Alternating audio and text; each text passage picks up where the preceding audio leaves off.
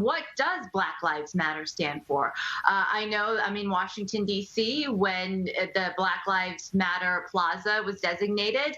That wasn't good enough, and it was written on the sidewalks. They equated that with defund the police. And now they're saying, well, we don't mean defund the police. We mean restructure the police. But then you have New York Times editorials saying, no, we literally mean defund the police and abolish the police, which is just nonsense.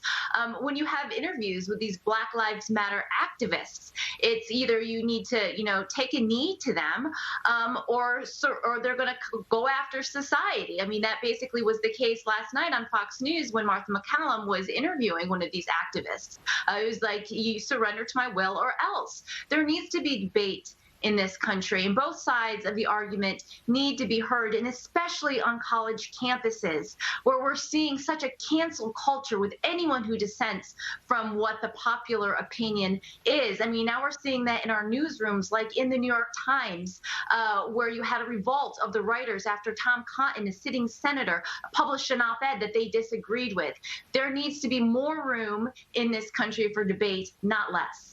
And it's disgusting, the fawning media that he's doing. It's not journalism when one brother on a cable news network interviews another brother, and then they make it a comedy show on top of that. The people are dying and suffering in New York State, and that is because of Andrew Cuomo. And he's tried to deflect, blaming the president of all people for his decision on March 25th to admit seniors that were infected with COVID-19 into nursing homes without proper testing, without following CDC guidelines. Even PolitiFact fact-checked that and rated it mostly false. But yet this policy continued for 6 weeks. 6 weeks, as we saw more and more nursing home deaths. And this is directly because of Governor Cuomo's policies and regulations. And so he should be held accountable for that. And I'm glad that Congressman Scalise is looking into this, because I know a lot of people, I'm from upstate New York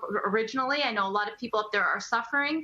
A lot of family members who have died, they haven't been able to attend their funerals.